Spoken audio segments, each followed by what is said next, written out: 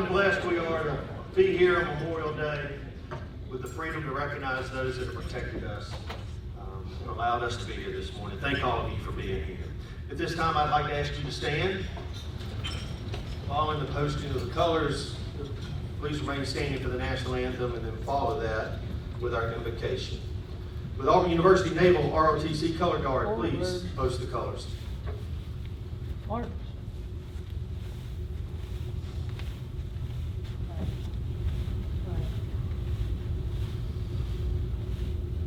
Left out. March.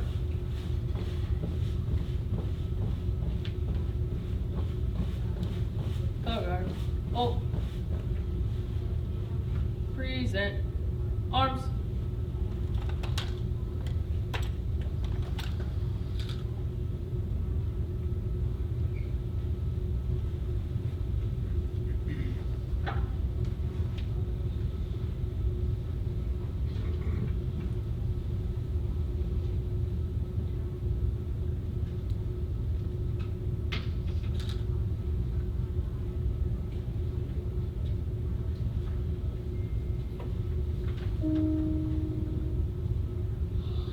Oh, say, can you see by the dawn's early light what so proudly we hailed at the twilight's last gleaming? Whose broad stripes and bright stars through the perilous fight o'er the ramparts we watched were so gallantly streaming, and the rocket's red glare, the bombs bursting in air, gave proof through the night that our flag was still there.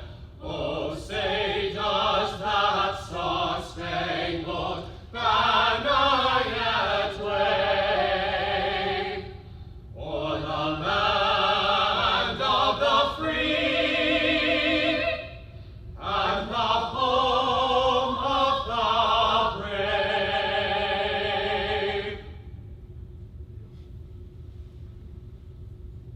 Harry. Colors.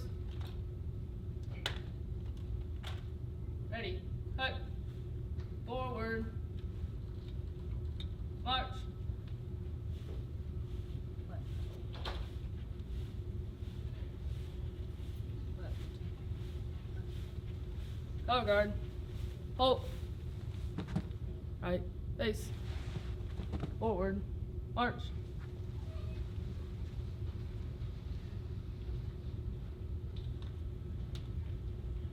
And to provide our invocation, Mr. Jeff Demron, pastor of Union Christian Church. Let us pray. God of grace and peace, we give thanks for freedom and justice and for opportunities we enjoy to join together to build a better society for generations still to come. And we give thanks this morning for those who gave the ultimate sacrifice for their country. And may the memory of their sacrifice live on in our hearts and our minds all of our days. And may we be peacemakers so that their deaths might not be in vain. We come to you now this morning as a community in the spirit of peace, remembering that war has many casualties. There are those who have died in battle. There are those who are left behind, their lives forever changed by the loss of a spouse, or a parent, or a child, or a friend, or a comrade. And we remember those who suffer as a result of war, those who suffer physical or mental injury or disability. We pray too for those who are caught in the middle of conflict, for the homeless and the refugee, for those who are hungry, for those who mourn their dead. And even as we pause this morning to remember those who have suffered and died, we pray also for our leaders of this country and of every country in the world, that they might be guided by the highest and noblest ideals, so that we might have peace in the world in our time. O God, we pray. Amen. Thank you, Pastor. Please be seated. Your breakfast will be served soon, and we will begin the program in around 15 minutes. Thank you. Once again, good morning. Please continue with your breakfast. We're going to move ahead with the program.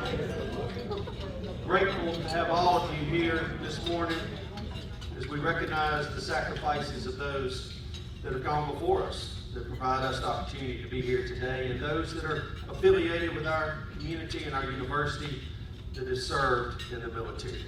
Before we move forward, I do want to recognize some of our guests who have joined us here today. We're certainly thankful for their time with us. Major General David Pritchett from the Alabama National Guard and his wife Julie. Thank y'all for being with us today. General, thank you for your service. We appreciate what you do, and I look forward to tailgating with you this fall. The Chief of Staff for the President's Office, Auburn University, Rich McClin, and his wife Kristen. Thank y'all for being with us today. Local state officials, Senator Jay Hovey, are you with us today? Thank you, Jay, for being with us. I always recognize your wife, Anna, who really carries a big stick around town. Thank you, Anna, for all that you do here in our community. And thank you, Senator Randy Price, for being here with us today. Thank you for taking time. Lee County officials, Lee County Commissioner Doug Cannon, thank you, Doug, for being with us. Doug was working early this morning, had mud on his shoes before he came in. Where are you, Doug? Thank you for being here this morning. Lee County Sheriff Jay Jones, thank you, Sheriff, for being with us today. Good to have you. And the one and only Revenue Commissioner, Owen Price, thank you, Owen, for being with us today. Members of the Auburn City Council who work with me every day to do the best we can for this community. I want to recognize those gentlemen and ladies who are with us. Mr. Tyler Adams, thank you, Tyler, for being with us today. Kelly Griswold, Sonny Mormon, and the Mayor Pro Tem Beth Whitten. Thank y'all for being with us today. And our City Manager, Megan Crouch, is with us today, who gets a lot of good work done on behalf of all of us. Thank you, Megan, for taking time to be here. We've recognized and heard from the Auburn University Patriotic Quartet, and we have recognized and seen the Auburn Naval ROTC Color Guard, but I want to recognize the Auburn Veterans Committee, who does yeoman's work each and every year, not only for this event, but for our Veterans Day event. If you're a member of the Auburn Veterans Committee, would you please stand up? Thank y'all for what y'all do for your service. Thank you for your continued service to our community. At this time, I'd like to ask Senior Master Sergeant Damon Wallace from VFW Post 5404. Please come forward and present the POW MIA table recognition. Damon?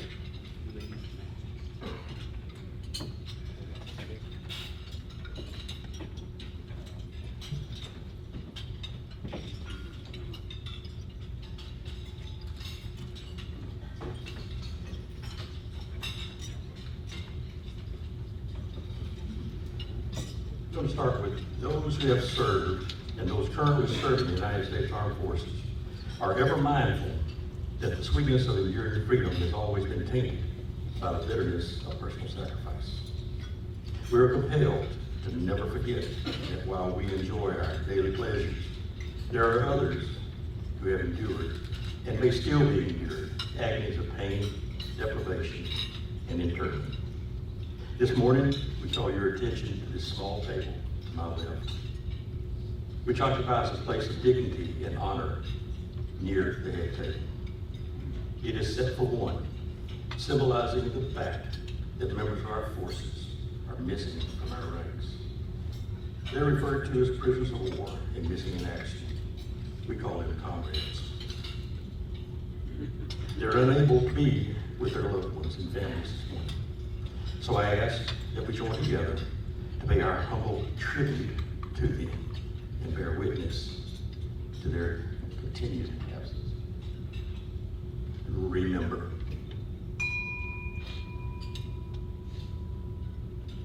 this table set for one is small, symbolizing the fertility of one prisoner alone against his or her oppressors. The tablecloth is white, symbolic of the purity of their intentions to respond to their nation's call to bear arms.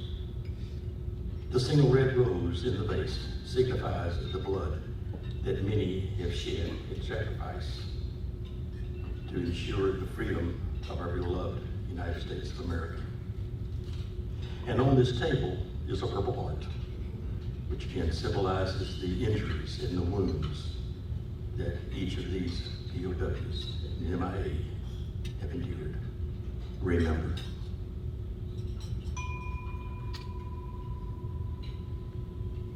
The rose also reminds us of the family and friends of our missing comrades who keep the faith while waiting their return.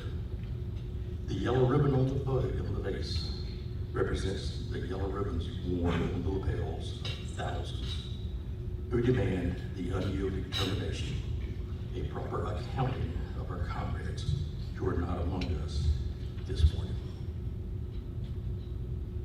A slice of lemon is on their plate, reminds us of their bitter fate. The salt sprinkled on the plate reminds us of the countless fallen tears of family as they await. Remember.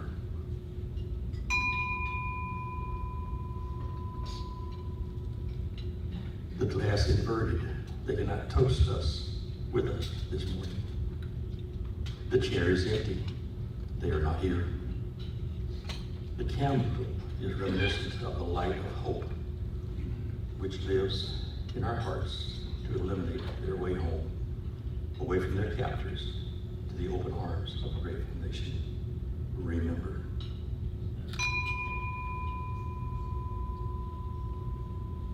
Let us pray to God, the Supreme Commander, that all of our comrades will soon be back home within our ranks.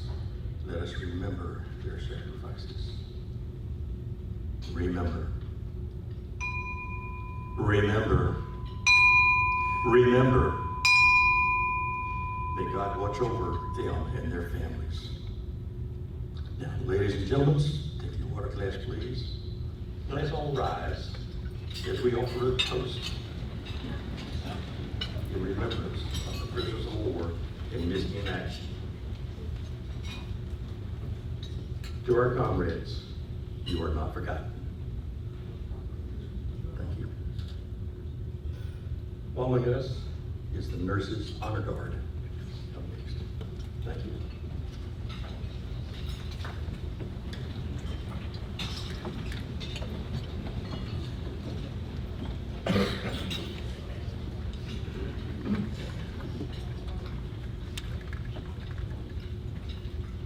At this time, we'd like to ask Dewey Cantrell, registered nurse, to present the Nightingale tribute for Minnie Holton Moore. Ladies.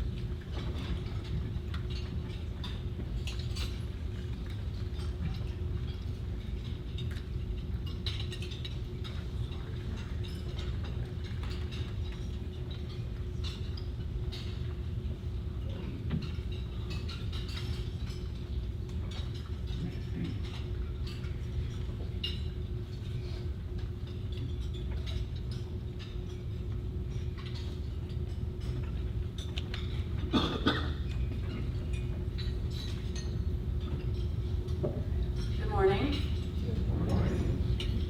We are a few of the members of the Nurses Honor Guard of East Central Alabama, and it is our great privilege to be here this morning before you to honor a World War I nurse, Miss Minnie Holton Moore.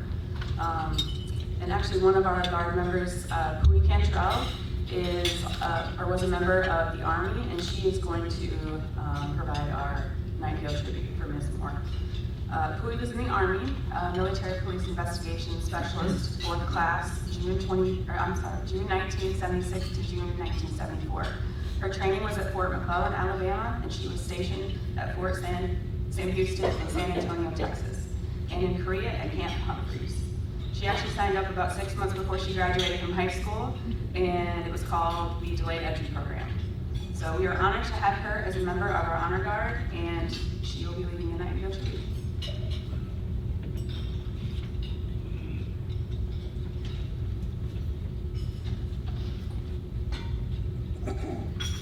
And today, it is our honor to honor what would be the proverbial lady ahead of her time, Miss Minnie Holton Moore, who served in World War I.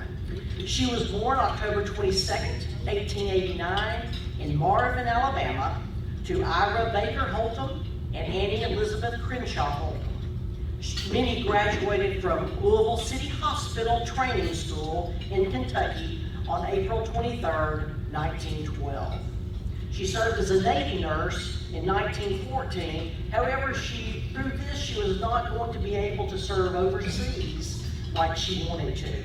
But she was determined to be able to do that, so she enrolled in the American Red Cross Nursing Service and was then assigned to the Army Nurse Corps so that she could serve the overseas troops. So World War I happened, and Minnie served in many different, M-I-N-N-I-E, served in many, M-A-N-Y, different places.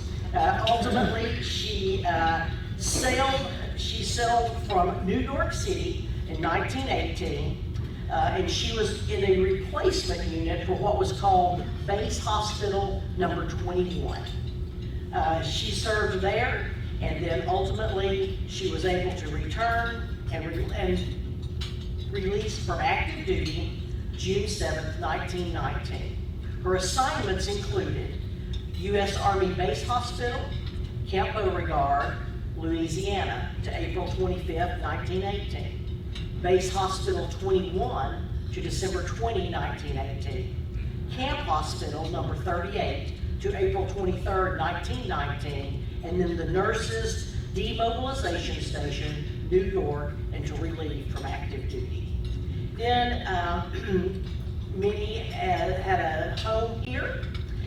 She ultimately, in 1919, she married George Anderson Moore, had 4 children, and today with us we have a grandchild and 2 great-grandchildren, no, I think it's 2 grandchildren, 1 great-grandchild, and a spouse that is here with us at our table today. She lived to be 98 years old. She died February 6, 1988. She is actually buried in Auburn Memorial Park Cemetery.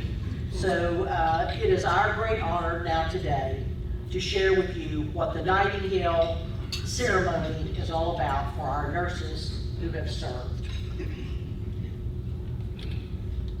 Nursing is a calling, a lifestyle, a way of life. Nurses here today honor Minnie Holtum Moore and her life as a nurse. Minnie is not remembered by her years as a nurse, but by the difference she made during those years, by stepping into people's lives by special moments. She was there. When a calming, quiet presence was all that was needed, Minnie was there. In the excitement and miracle of birth or in the mystery and loss of life, Minnie was there. When a silent glance could uplift a patient, family member, or friend, Minnie was there. At those times when the unexplainable needed to be explained, Minnie was there. When a gentle touch, a firm push, or an encouraging word was needed, Minnie was there. In choosing the best one from a family's box of chocolates, Minnie was there. To witness humanity, its beauty in good times and bad, without judgment, Minnie was there. To embrace the woes of the world willingly and offer hope, Minnie was there. And now that it is time to the one on the greater one's side, Minnie is there. Minnie, we honor you this day and give you a white rose to symbolize our honor and appreciation for being our calling. If there are any nurses here, which I know there are, if you would like to stand where you are during this last part of our ceremony, we would appreciate it. Any nurses that would like to stand? We are now going to do a final roll call. Minnie Holtum Moore. Minnie Holtum Moore. Minnie Holtum Moore. Minnie Holtum Moore, we officially release you from your nursing duties, and we will proudly continue to carry the torch.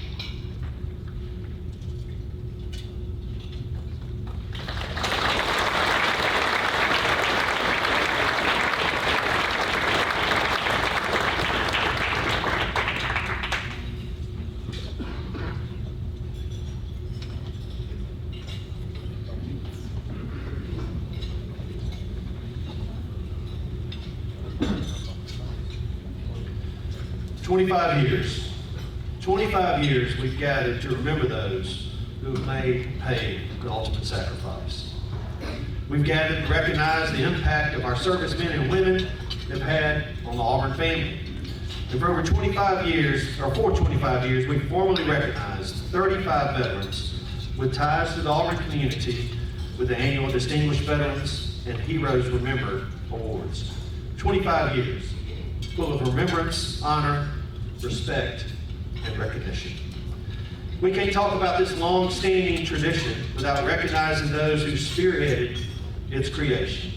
The Mayor's Memorial Day breakfast is a tradition that former Mayor Bill Ham began in partnership with the Auburn Veterans Committee 25 years ago. Thanks to their vision, our community has a long and proud history of recognizing local veterans who have given so much to both Auburn and their nation. Mayor Ham, thank you very much. We appreciate everything you've done.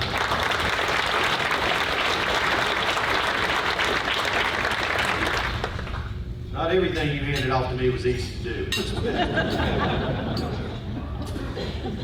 We can't talk about this long-standing tradition without recognizing those who have also been such a major part of it. William Powell, thank you for everything you do, bringing your students here each and every day. And we've talked about our Veterans Committee earlier. While our local traditions reach back over a quarter of a century, Memorial Day's history stretches back even further. Originally known as Decoration Day, Memorial Day originated as a way to pay tribute to those lost in the Civil War, which claimed more American lives than any war in our history. Memorial Day became an official federal holiday in 1971, and we continue its tradition honoring our nation's fallen to this day. Today we stop to remember those who have made the ultimate sacrifice. Some of us may know someone who gave their lives for our freedoms, and others may not. Regardless, each of us gather here today with heartfelt honor and respect for the courageous acts in defense of our freedoms. I'd like to take a moment to honor an Auburn veterans who have passed since we last gathered. One of those men was Lieutenant Colonel Fred Lacey, a recipient of the 2018 Distinguished Veteran Award. Fred, a proud API graduate, dedicated his life to service. He spent 21 years in the United States Army with deployments across Europe and Korea and Vietnam. He earned numerous honors, including the Combat Infantryman's Badge and 2 Bronze Stars. After retiring from the military, Fred returned to Auburn, earned his PhD, and spent years shaping minds as a history professor. A devoted family man, church leader, and Bible scholar, Fred's legacy of faith and courage in education lives on in all who knew him. We thank Lieutenant Colonel Lacey for his service and remember him this morning. As I mentioned earlier, each Memorial Day we take time to honor those who have served and are currently serving in the United States military. As part of that tradition, I am proud to announce the recipients of this year's Distinguished Veteran and Heroes Remembered Awards.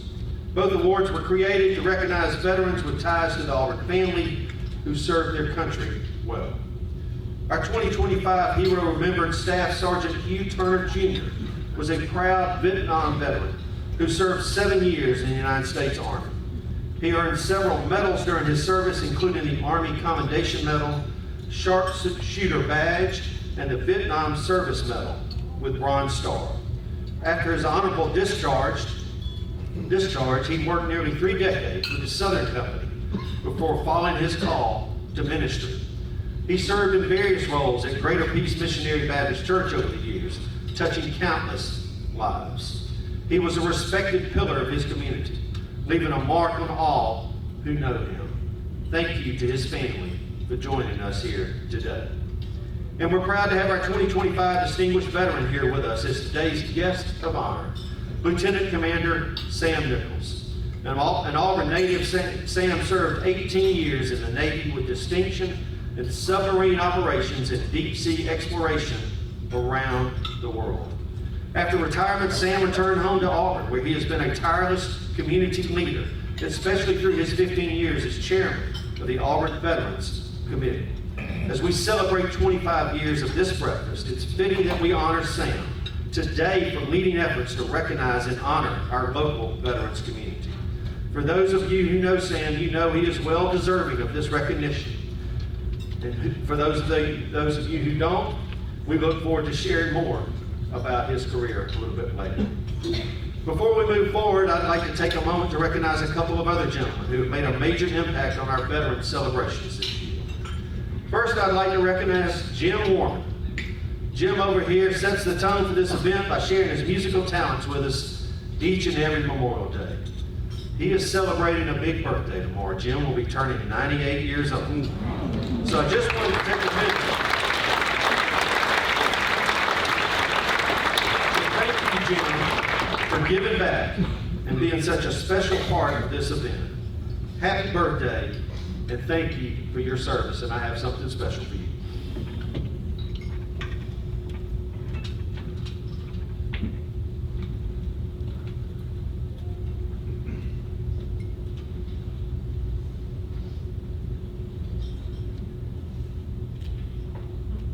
Thank you.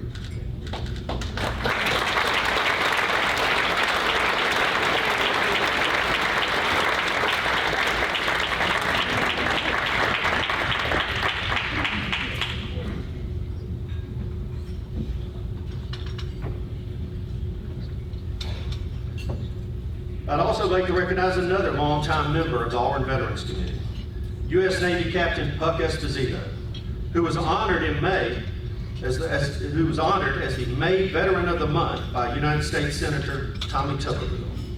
Puck spent 30 years as a Navy aviator and now serves as the director of Auburn University's Veterans Resource Center. Congratulations on this honor, Puck.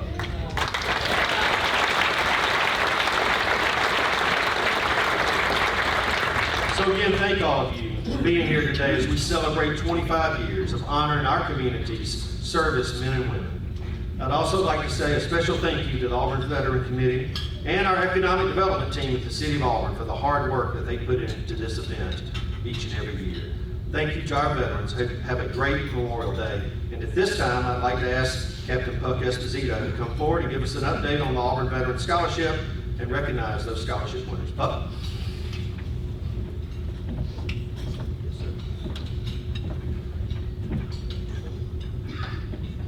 Right, thank you, everybody.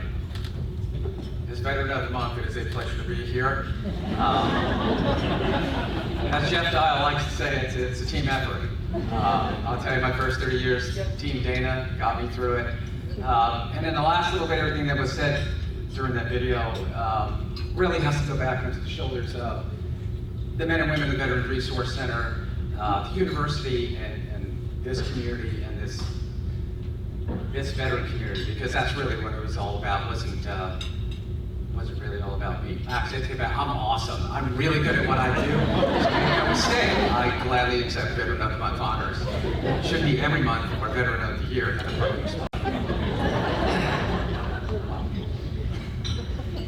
My boss is here too. Here we go. All right. Thank you, Mr. Mayor, General, Mr. McMahon, distinguished guests. Thank you for being here today. Special thank you to the Veterans Committee. I have two things to do while I'm up here. The first is to talk about the Auburn Veteran Endowed Scholarship. What I love about being part of this community is that it understands that our responsibility is to each other and to the future generations, future men and women of this community who are going to continue to serve. And this scholarship, which started with the Lamar family way back, continues to do that. And today we have several winners that are here with us. So I know there were several scholarships given out. I think we have 3 recipients from Auburn that are here. I'll ask you to stand when I call your name, and then one from the Southern Union. So our first recipient, the Auburn Veterans Endowed Scholarship, comes to Nathan Hooper. Where are you, Nathan? Please be here. Somebody stand up and make believe your name. There he is.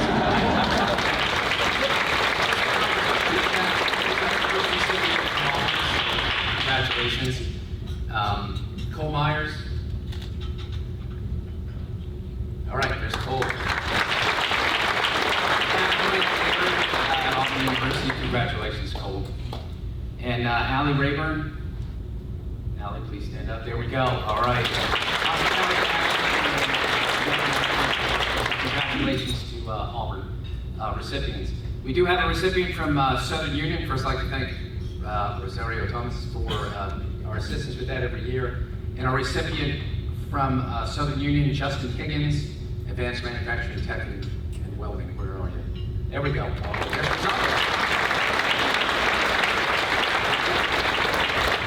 Rosario's going to be back in school. All right, over the past few years, I have had the honor of introducing our Auburn Hero Remember.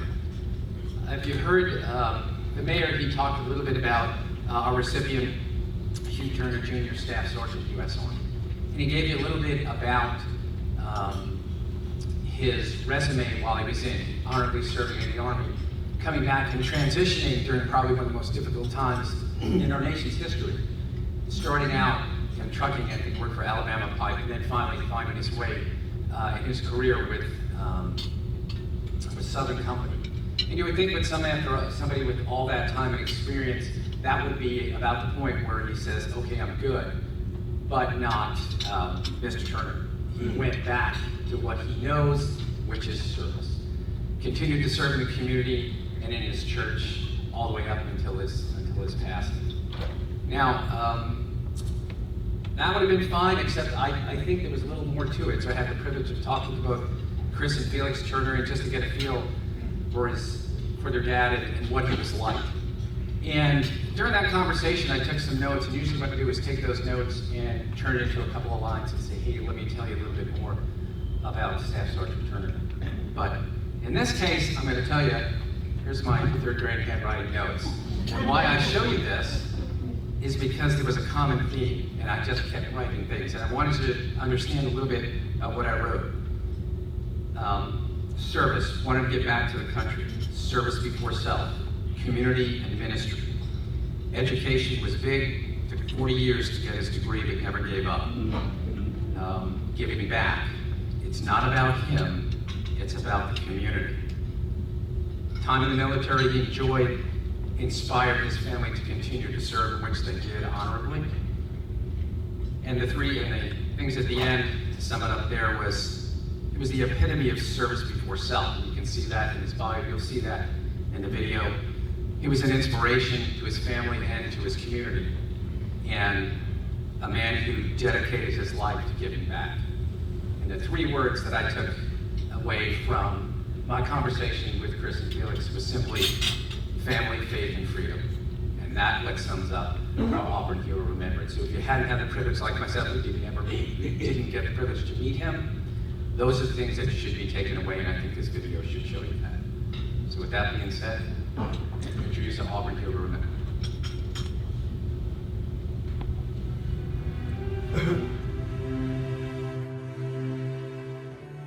Staff Sergeant Hugh Turner Jr. was born on April 30th, 1946 in Mumford, Alabama. A graduate of Ophelia High School, Turner consistently demonstrated a deep commitment to his community and country. Turner began his military career in 1964, serving in the United States Army until 1971.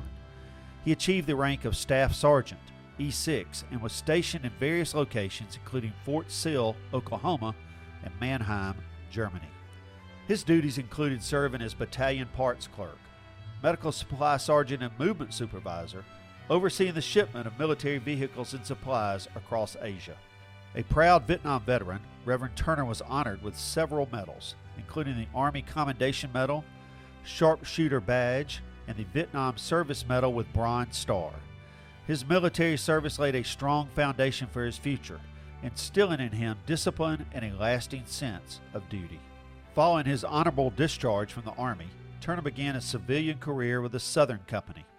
Over nearly 3 decades, he held several positions, including Procurement and Materials Coordinator and Senior Materials Management Specialist. He played a key role in managing large inventories and streamlining operations.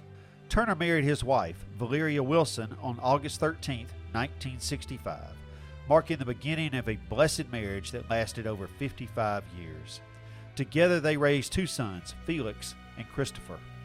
In 1997, Turner followed his call to ministry, becoming an associate minister at Greater Peace Missionary Baptist Church in Opelika. In 2002, Turner moved to Auburn and was appointed Minister of Evangelism and Outreach, where he created outreach strategies and strengthened ties with local organizations, greatly expanding the church's reach. Turner valued education and pursued learning throughout his life. He studied at the European Division of the University of Maryland, Jacksonville State University, and the University of Alabama at Birmingham. He earned a Bachelor of Arts in Theology from the Montgomery Bible Institute and Theological Center, as well as a certificate in Christian education from the Rushing Springs School of Theology, equipping him for a life of ministry and service. Ordained in 1997, Turner served in various roles at Greater Peace Missionary Baptist Church, including Minister of Evangelism and a faithful member of the Prison and Veterans Ministries. He also participated in the Billy Graham School of Evangelism, further enriching his ministry. His leadership extended beyond the church, touching countless lives through spiritual teaching and community outreach. Turner was a respected pillar of his community. He served on the Auburn Housing Authority Board of Directors and was a member of the Lee County Ministerial Alliance. He was deeply involved in mentoring and educating individuals throughout Auburn through organizations such as the 100 Black Men of Greater Auburn-Opelika, the Greater Peace Community Development Corporation GED and After-School Tutorial Program, and the Jeter Learning Center. He also volunteered with Mercy Medical and the Community Market in Opelika, living out his faith through action. Turner's life of military service, professional excellence, educational achievement, and faith-based leadership left a lasting mark on all who knew him.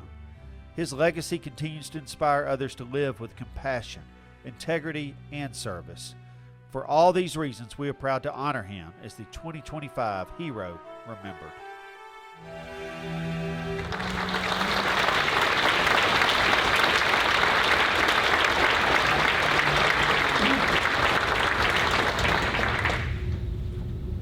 Anyone? Chris, Gillen?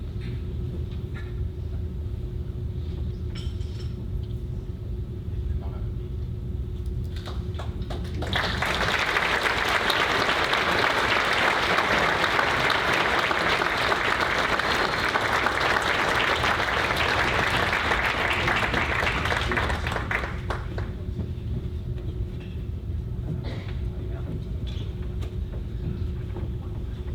Putting you on the spot is what we do. Good morning, everyone. To Mayor Anders and to the Veterans Committee, we're just humbled.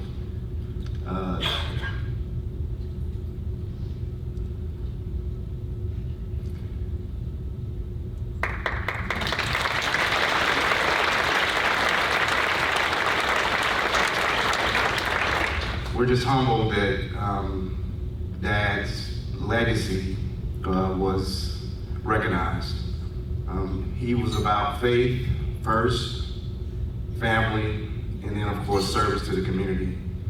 And he just continues to pop up. He's been gone like 4 years now, but man, I tell you, he just continues to show himself from a service standpoint. So as a family, we just want to say thank you again to the Auburn community, to family and friends, Greater Peace, which was his family also, in everything that we do. So again, he loved the military, but first and foremost, he loved the Lord. And that's what I will leave you with. He was a man of faith. He loved his family, loved my mom, and his boys. So just again, thank you for this recognition, and again, we humbly accept this recognition.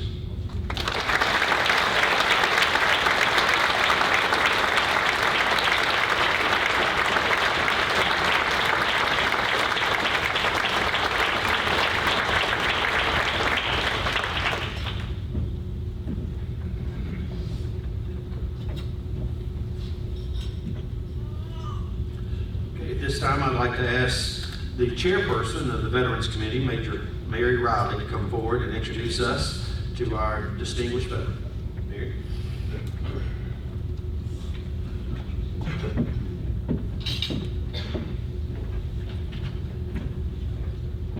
Morning. My name is Mary Riley. I'm a combat deployed veteran and chair for the Veterans Advisory Committee. It is my honor to introduce this year's Distinguished Veterans Award. But first, I'd like to recognize the service and sacrifice of some people in our Auburn community. First, I'd like to thank Mayor Ron Anders and all the military, state, and city and university leaders that are here today, who have chosen to be here to support the Auburn City military members and military veterans. Your generosity and leadership ensure our community remains a place where those who serve and continue to serve in the military are seen, valued, and celebrated.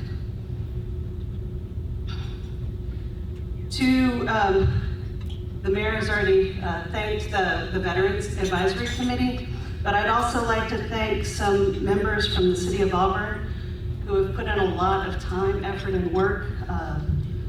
So Cynthia Bean and Andrea Mitchell, thank you for all your hard work making today happen.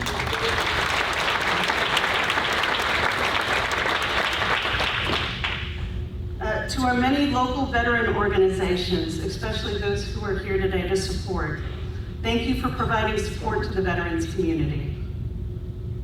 In the city of Auburn and the local area, we have a lot of veterans communities or veteran organizations, and we've been reaching out and trying to communicate a little bit more with each other in order to support our local veterans, and we have a lot of local veterans in the area. I'd like to say a special thank you to the VFW and the Nurses Honor Guard for being part of today's tribute. Above all, I ask us to pause and honor those who carry the deepest burden, our Gold Star families.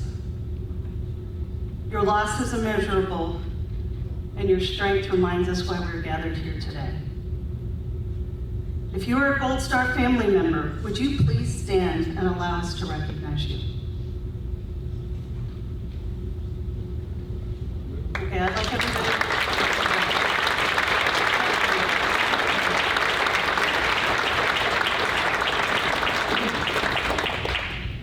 Thank you for being here today. You and your loved ones will never be forgotten. At this time, I would like to introduce the City of Auburn's Distinguished Veteran Award. This award honors a veteran affiliated with the Auburn community whose military and local community service reflects the highest ideals of leadership, patriotism, and self-dedication. This year's recipient, Lieutenant Commander Sam Nichols, United States Navy retired, embodies this spirit. Sam served over 2 decades in the submarine force, leading crews under pressure, managing nuclear operations, and even concluding deep sea missions that sound more like movies than military duty. After retiring, he brought that same leadership to Auburn, serving as the chairman of the Auburn's Veteran Committee for more than 15 years and mentoring countless young people as a blue and gold officer for the Naval Academy. Now, full disclosure, Sam is a proud graduate of the U.S. Naval Academy, and as a West Point grad myself, I'm honored bound to say, Sam, go Army, be Navy. Seriously, Sam, from the depths of the ocean to the heart of our community, your service has left a legacy that will ripple through the generations. Ladies and gentlemen, it is my great honor to welcome the 2025 City of Auburn Distinguished Veteran Award recipient, Sam Nichols.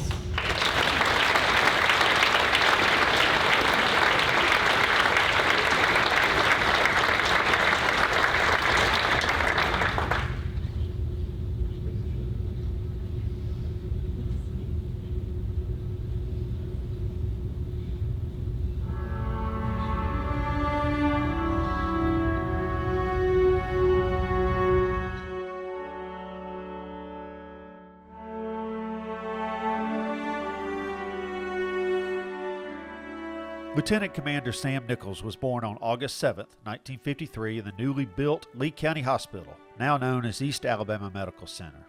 He grew up on Cary Drive, attended Auburn City Schools, and graduated from Auburn High School. Nichols' father was a longtime organic chemistry professor at Auburn University. While his mother had a law degree from the University of Alabama, she chose to devote herself to raising Nichols and his sister Claire rather than pursuing a career as a lawyer. As a senior in high school, Nichols applied to the United States Naval Academy with a promised nomination from Congressman George Andrews. But when Andrews unexpectedly passed away, the nomination fell through. Nichols pivoted, spending his freshman year at Auburn University, where he played on the tennis team and was a member of the Auburn University Naval ROTC unit. A year later, with a nomination from Senator James Allen, Nichols was accepted to the United States Naval Academy. He arrived in Annapolis in July 1972, joining the class of 76. By his senior year, he was selected for the Navy's elite nuclear power program. Sam was a midshipman striper for one semester of the first class year, and during that time he actually moved out of the company area and was in with the different, what we call the striper organization. As a result, Sam had an early opportunity for some leadership while he was a midshipman before being commissioned as an ensign in the United States Navy. Not everybody who wanted to go into nuclear power was able to get in. Typically, they only accepted engineering majors, but there were a number of science and non-technical majors, and Sam had a strong enough background with his oceanography and the math and things that are needed for nuclear power to be able to go as a nuclear power officer. Nichols graduated in June 1976, and before beginning nuclear power training, he was assigned temporary duty as a sailing instructor for the new plebes at the Naval Academy, including the first class of women admitted to the service academies. Over the next 18 years, his naval career would span the globe and the depths of the ocean. From the USS Swordfish in Pearl Harbor to the USS William H. Bates in San Diego, Nichols served as division officer, Command Center Watch Officer, Navigator and Operations Officer, and Executive Officer. As a Command Center Watch Officer at the headquarters of Commander Submarine Force, U.S. Pacific Fleet at Pearl Harbor, Nichols was responsible for screening submarine messages and intel, tracking U.S. and foreign submarine movement, and preparing and delivering briefings for the Admiral and staff. From 1987 to 89, Nichols served as the officer in charge of the Unmanned Vehicles Detachment at Submarine Development Group 1 in Coronado, California. He led a 50-man unit in deep ocean searches and surveys and led pioneering underwater missions. In 1988, he joined Dr. Robert Ballard's expedition, along with a National Geographic production crew, to find the German battleship Bismarck, applying the same techniques and employing the same equipment used 3 years earlier to discover the Titanic. From 1989 to 91, Nichols served as the executive officer of the USS Billfish in Charleston, South Carolina. He finished his Navy career in San Diego as Deputy Commander for Training and Readiness at Submarine Development Group 1, overseeing rescue and research vehicle operations and working as the principal Navy liaison with the scientific community through NOAA. In 1984, Nichols married Dr. Catherine Kern in Pearl Harbor. A pediatrician, Dr. Nichols would go on to serve Auburn-Opelika families for 30 years. Together, they raised 3 children, Katie, Sammy, and Mary Claire. After retiring from the Navy in 1994, the family returned home to Auburn. Nichols earned his MBA from Auburn University in 1997. He went on to co-found a startup, EnviroTrace LLC, with his lifelong friend, Dr. Jimmy Saunders. Nichols continued his service in new ways as a scout leader, coach, PTA treasurer, and chairman of the City of Auburn's Veterans Committee for 15 years.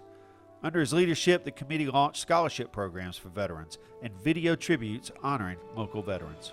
When we first asked him during the time that I was mayor to serve on the Veterans Committee, he was all about it, and his one of the things that stand out to me about Sam, if you'll notice, he is always very complimentary of those around him, whether it be those in the military or those that he works with in the city. It's not about him, it's about giving credit to others, and that's certainly commendable in my book. Here's the one thing that I learned about Sam. Sam loved the Naval Academy. He certainly loved this country and his time serving this country, but also both he and Dick talked about their love for this community in Auburn and how much they loved living here and how much they loved the influence that that community had on them. You know, one of the things that Sam has made a huge impact on is our Veteran Scholarship Fund. There's over $100,000 in there now to give scholarships to local folks at Auburn University and Southern Union and others. So certainly Sam is in the mode of bettering the military as well as the community. So we appreciate all his work in that scholarship fund. To describe Sam, he was the epitome of a Southern gentleman with an absolutely fantastic sense of humor. And this impacted me during my time because of his positive attitude. And if he had a saying, it probably would be never be impolite. And so he carried those wonderful traditions that you know him so well for. He left us from day one understanding that it's War Eagle, not Roll Tide. So congratulations, Sam. Thank you very much for the opportunity to talk to you today and to help you celebrate the great honor being bestowed on you. I would just say to Sam, we probably, you probably should have been in line some years ago, but I bet you said no more than once. So congratulations, well deserved, and thanks for all you do, and know that you will continue to do. Lieutenant Commander Sam Nichols earned multiple commendations and wore his submarine warfare and deep submergence pins with pride. His life has been one of honor, curiosity, and lasting service, and we are honored to present him with this year's Distinguished Veterans Award.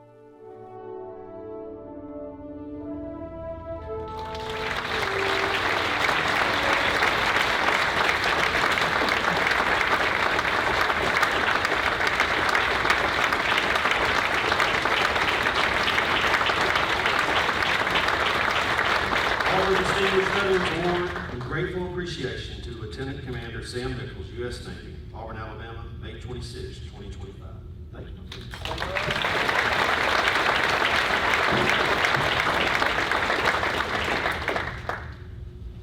Who the heck were they talking about? First, I'd like to recognize some supporters here. My Saugahatchee golf partner table over here, my Hamilton Hills neighborhood table, and of course my family members, some of whom traveled from Columbus, Ohio.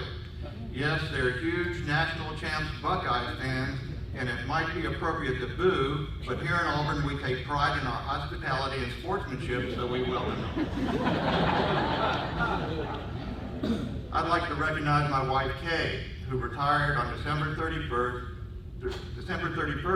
after practicing medicine for 40 years as a pediatrician.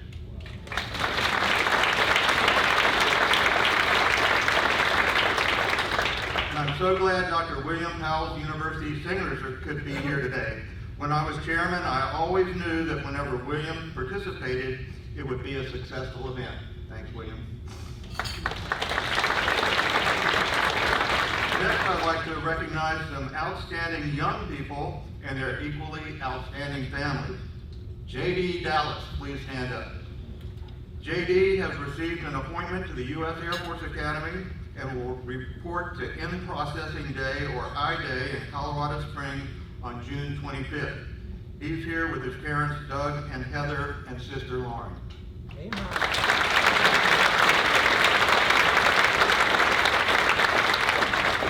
Leighton Towery, please stand up. Leighton graduated from Auburn High School in December 2023 and enlisted in the U.S. Marine Corps. He went through boot camp in Paris Island and infantry school at Camp Lejeune and has been attending Auburn University since last fall while attached to its Marine unit in Montgomery. Layton, who is here with his mother Pam, has received an appointment to the Naval Academy Prep School in Newport, Rhode Island, and will report on July 23rd. And next June, he will report to Annapolis to join the class of 2030.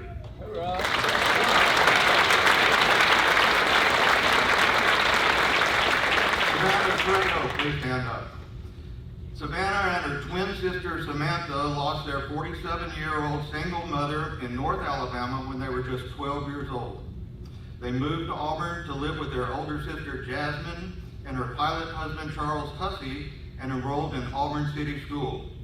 Talk about overcoming adversity. This past year, Savannah served as battalion commander of the 105-member Auburn High School JROTC unit with honor and distinction, and her twin sister Samantha served as drum major of the award-winning Auburn High School marching band. Savannah has also received an appointment to the Naval Academy Prep School in Newport and will enter the Naval Academy class of 2030.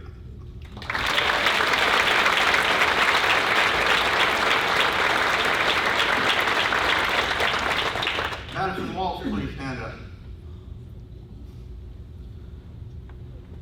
Madison served as XO of the Auburn High JROTC unit this year. Both parents, Paul and Heather Walsh, are PhDs in pathobiology and are professors in the Auburn University School of Veterinary Medicine.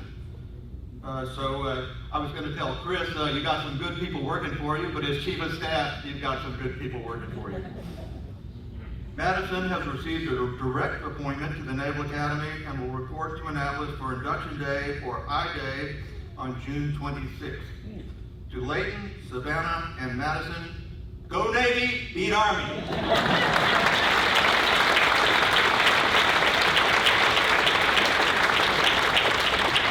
As you leave the ballroom this morning, I would encourage you to stop by these young people's table and congratulate them and their families. Sometimes people ask me about my interview with Admiral Rickover.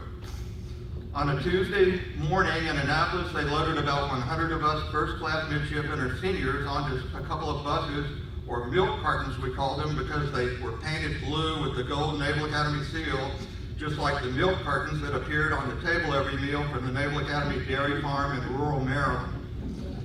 They bused us to Crystal City in Alexandria, Virginia, to the James K. Polk Federal Building, where the Naval Sea Systems Command Division of Naval Reactors, or NASDOH, was located.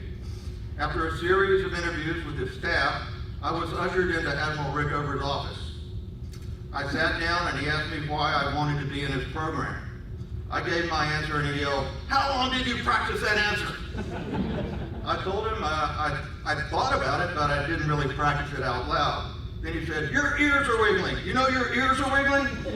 I told him, no, I didn't, and he called his secretary over to look at my ears.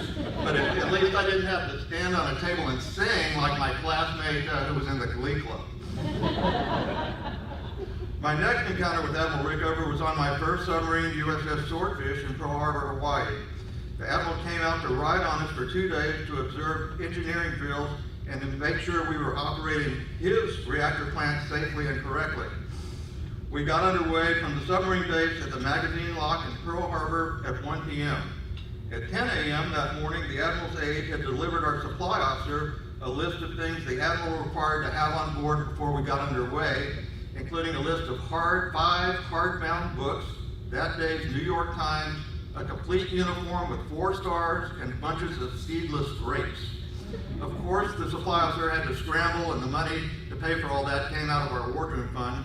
Anyway, that afternoon, we did our first engineering drill, and as an ensign and the most recently qualified engineering officer to watch, or EAL, I was selected to conduct a reactor scram and fast recovery startup drill. The maneuvering cubicle in the engine room is where the propulsion plant controls are, and it's barely large enough for the 4 watchstanders who typically stand 6-hour watches there. On the right, you've got the throttleman and the steam plant control panel with the forward and the stern throttle wheels, 2 each, because we had 2 propeller shafts on Swordfish. In the left was the electrical operator at the electric plant control panel, and in the middle was the reactor operator at the reactor plant control panel, and the EAL, or engineering officer of the watch, sat behind the 3 and called the shots. For this drill that day, there were 8 people in maneuvering, which was barely big enough for 4 including Admiral Rickover, who was breathing down my neck. Actually, he was breathing up my neck. He was a pretty short guy. So there were us 4 watchstanders plus another 4 people crammed in. When you scram the reactor, you lose steam to the ship service turbine generators, which provide electrical power to the ship, or boat. They call submarines boats from U-boat history. And you have to drop all the electrical loads, including the air conditioning plant. So the temperature in the engine room quickly rose up to 120 degrees, especially in the cozy maneuvering cubicle. And you go up to periscope depth to raise the snorkel mast to run the emergency diesel engine to generate electricity for the emergency propulsion motor, which is good for about 5 knots. So diesel fumes also filled the 120-degree air. Well, the drill went really well, and we eventually got our air conditioning back because I had some outstanding nuclear trained enlisted watchstanders backing me up. By the way, the term reactor scram, where you drop all the control rods to the bottom of the core to suck up all the neutrons to shut down the reactor, comes from the very first experimental reactor developed by Enrico Fermi at the University of Chicago football stadium underneath the bleachers at Stagg Field. They actually raised the control rods with a rope and pulley, and they didn't completely know what to expect. In case the reactor went supercritical and overheated, they had a guy standing by with an axe to cut the rope. He was called the Supercritical Reactor Axe Man, S-C-R-A-M, scram, and the term stuck. The video mentioned my going on the expedition to find the German battleship Bismarck in 1988, led by Dr. Robert Ballard of Woods Hole Oceanographic Institution on Cape Cod. Bob Ballard had located and explored the RMS Titanic on the ocean floor at 12,700 feet 3 years before in 1985. Ballard is probably the second smartest person I ever met behind my father. His rate of ideas entering his brain all the time is amazing, and most of them are good ideas, probably on a par with Elon Musk. Anyway, we spent 3 weeks that summer on the converted freezer trawler Starella from Hull, England, which we call the Starola because of its seaworthiness. It is really hard searching the ocean floor at 15 or 20,000 feet depth, but Bob Ballard pioneered the equipment and technique to do it. You tow a search vehicle at 1 or 2 knots and fly the vehicle by reeling the vehicle's cable in or out with the winch on the stern deck of the towing ship. The main search vehicle was Woods Hole's Argo, which was equipped with side-scan sonars, lights and still and video cameras, an altimeter or fathometer, transponders to navigate through the dot field or deep ocean transponder field for precise search lines on the ocean floor. We didn't find the Bismarck that summer, but we did find a circa 1890 4-masted schooner sailing ship at 15,000 feet that probably foundered in a North Atlantic storm. The next summer, in 1989, Ballard and his Woods Hole team returned to the North Atlantic search area and found the Bismarck on the side of a 3,000-foot seamount at 15,700 feet, less than 2 miles from the sinking position reported by the navigator on HMS King George V in 1941, and less than 2 miles from the area we had searched the previous year. There was never a dull day while serving on a fast-attack nuclear submarine, and I certainly met some of the most interesting characters I've ever met in my life. In a lot of ways, the submarine rivals the International Space Station as a technological wonder operating in a hostile environment. But being submerged in the ocean is a lot more accommodating than operating in space. We didn't have to recycle all the water, and we could get fresh water every day with the 2,000-gallon per day distilling plant on Swordfish. Of course, the steam plant and cooking had priority for the fresh water, but there was enough fresh water for the crew to take a 30-second submarine shower every 3 days. Submarines these days have reverse osmosis plants which produce enough fresh water for daily showers for the crew, but still not lengthy Hollywood showers, as we call them. And we use cutting-edge technology for atmosphere monitoring and control, even extracting oxygen from the seawater. At sea, we had to come up to periscope depth at least every 12 hours to copy the VLF submarine broadcast and get updates on tasking and make sure we weren't at war. And back in those ancient days, before we all had GPS on our cell phones, on our phones, we updated our position with navigational fixes from the transit satellite system. We timed our periscope depth excursions for when the satellites were flying overhead so we could get a precise navigational fix. We always carried a load of Mark 48 ADCAP war-shot torpedoes, but thank goodness we never had to shoot one. We did shoot a lot of exercise torpedoes at targets made to sound like Soviet submarines. We operated under the ice, and we did a lot of CNO-directed special operations. And almost daily, we conducted engineering and ships drills, fire, flooding, radioactive argon gas, nuclear weapons emergencies. You really don't want any of those on your submarine. But I didn't come here today to talk about submarines. This is Memorial Day, and I think you could make the case that Auburn has had more than our fair share of military heroes. A young Shug Jordan was among the 34,000 troops who landed on Omaha Beach on D-Day, June 6, 1944. Another GI who landed there was the father of our own Director of Economic Development, Philip Dunlap. A young Corporal Troy P. Dunlap, who went by the name Phil, was in the second wave to land at the beach, and by the grace of God came away uninjured and not among the 2,400 casualties that day. When I first joined the Veterans Committee in 2007, as the junior member, my first job was to be the chauffeur for Dean Jim Foy. I picked him up at his house on Gardner Drive and drove him to and from the Veterans Committee meetings at City Hall on Tichenor Avenue. Dean Foy was famous for many things, but among the best was how he fired up Auburn crowds with the way he said, "Whoa, Eagle!" He was a Navy pilot in World War II, and after his plane was shot up by the Japanese, he crash-landed dead stick with no power on a beach in the Russell Islands, for which he received the Navy Air Medal. My next job on the committee was to pick up General Hal Moore at his house on Moores Mill Road and Forestdale Drive and take him to and from the meetings. I think everyone here knows about General Moore's incredible heroism and leadership in the Battle of Ia Drang at Landing Zone X-Ray in Vietnam. As you know, Mel Gibson played Hal Moore in the movie We Were Soldiers, and for a couple of years Fort Benning was renamed to Fort Moore for Hal and Julie Moore.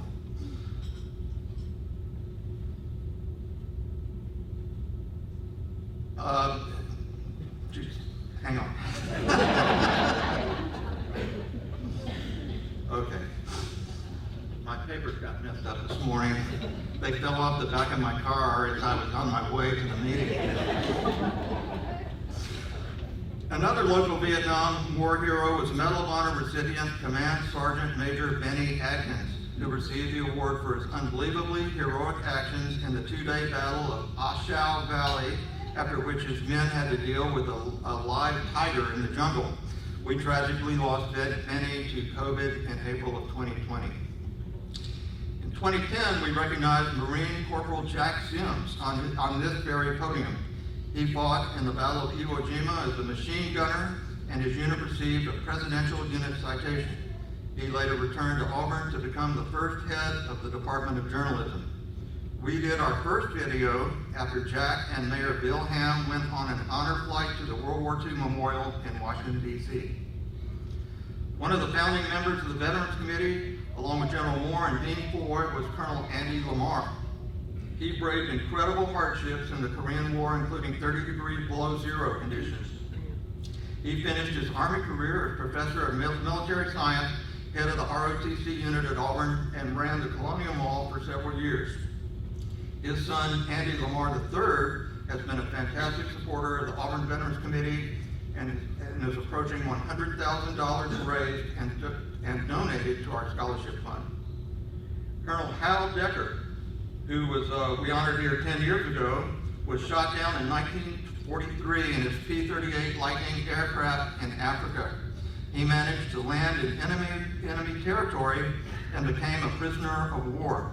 He was sent to Luftstalag III in Germany, where the X Committee was established and was the basis for the movie The Great Escape with Steve McQueen.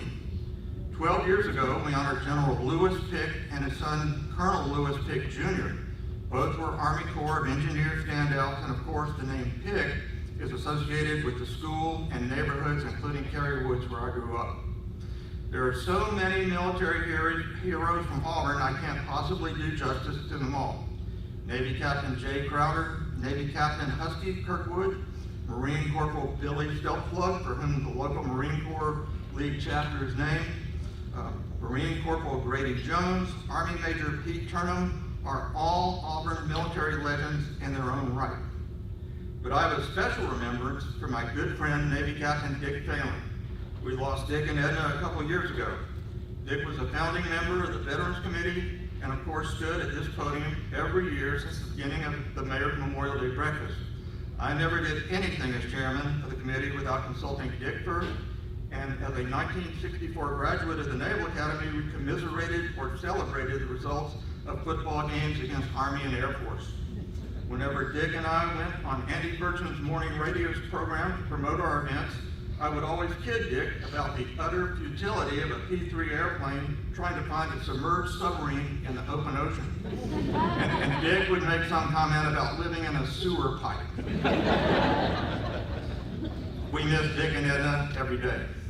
In conclusion, the long history of all the Auburn military veterans are truly worthy of our deepest gratitude on this Memorial Day. These were extraordinary men, and Auburn is an extraordinary place. Thank you for honoring these veterans today, and War Eagle.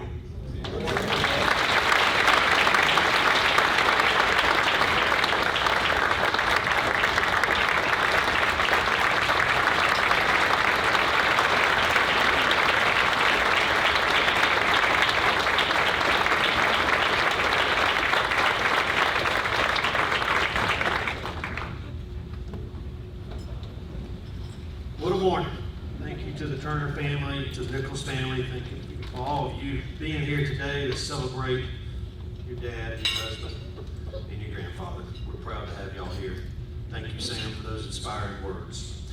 I want to remind you, as we depart this morning, the arrangements that are on the table are for you to take home, so I'll let y'all decide how you want to, who gets to win the arrangement this morning. At this time, we're proud to have the Auburn Patriotic Quartet, directed by Dr. William Powell, join us again.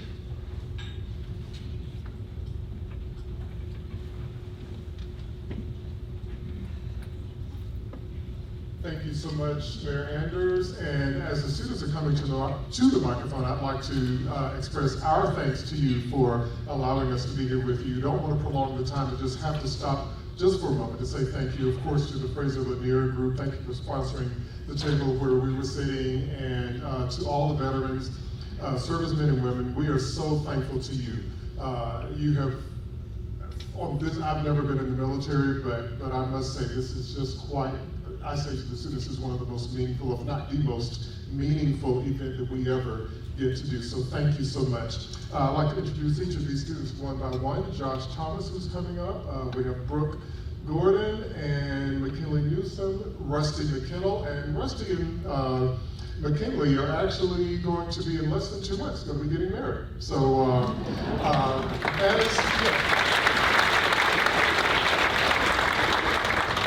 so as we sing the Salute to the Armed Forces medley, we will call out each of the branches of the armed forces, and we'd like for you, when we call out you, when we announce you, we'd like for you to stand and join us as we sing your anthem. And if you want to clap along on the beat, or move along to the trump, whatever, we'd love for you to do it. We want you to have a wonderful time with us. Thank you so much, and War Eagle. War Eagle.